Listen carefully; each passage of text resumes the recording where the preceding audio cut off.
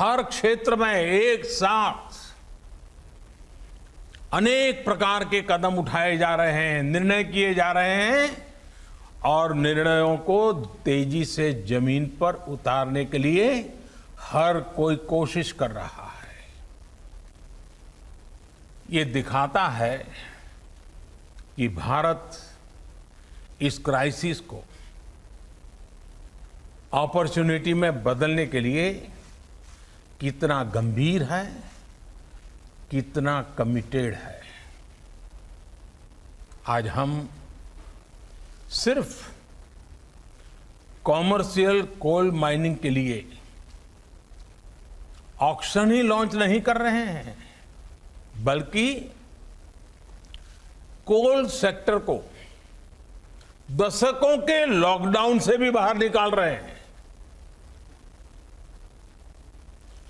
Coal sector के lockdown का क्या प्रभाव रहा है, ये मुझसे भी ज्यादा आप सब लोग बेहतर तरीके से जानते हैं। सोचिए, जो देश कोल रिजर्व के हिसाब से दुनिया का चौथा सबसे बड़ा देश हो,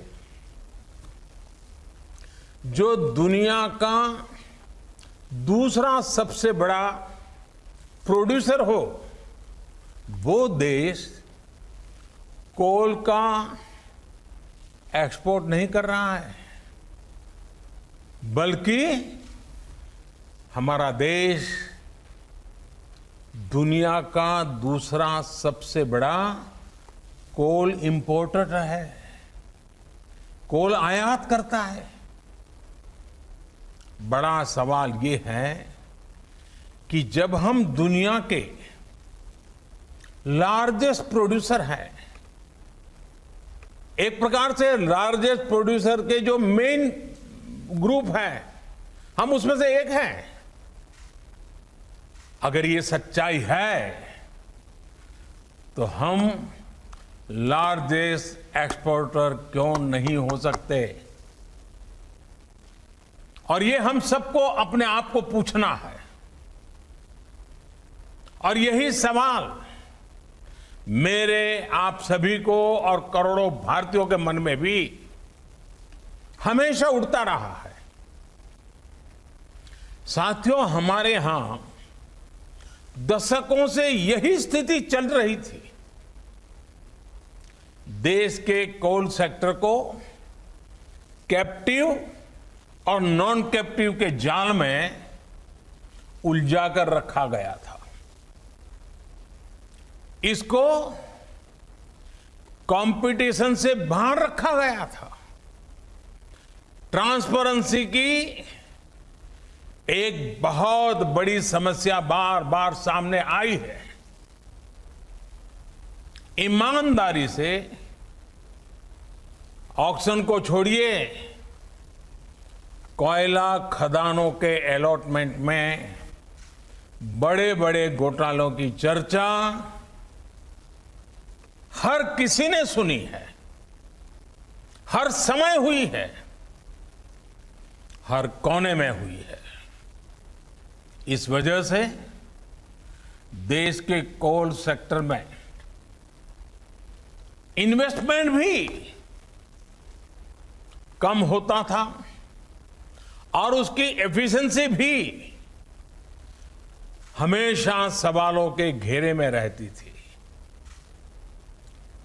कोयला निकलता किसी राज्य में था, जाता सैकड़ों किलोमीटर दूर किसी अन्य राज्य के पावर प्लांट के लिए होता था, जबकि वे राज्य के पावर प्लांट्स कोयले का इंतजार करे रह जाते थे। यानी काफी कुछ मिसमैनेज था, अस्त व्यस्त था। साथियों,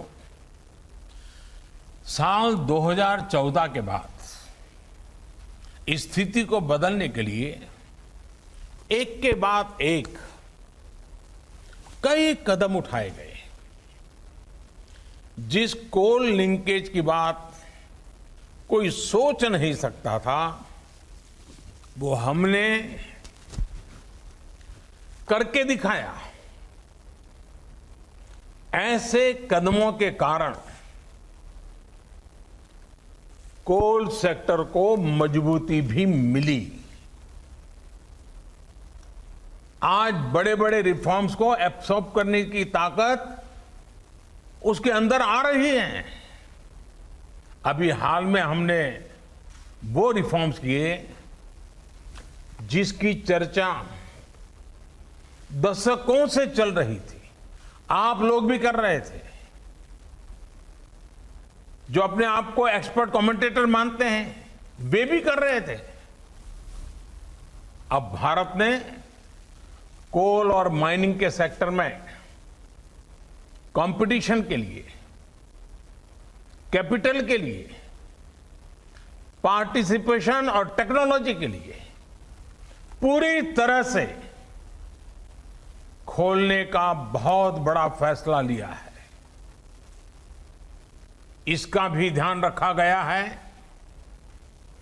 कि जो नए प्लेयर्स, प्राइवेट प्लेयर्स माइनिंग के क्षेत्र में आए, उन्हें फाइनेंस के कारण कोई दिक्कत ना हो, उसका भी ध्यान रखा गया है ताकि नए लोगों को प्रोत्साहन मिले।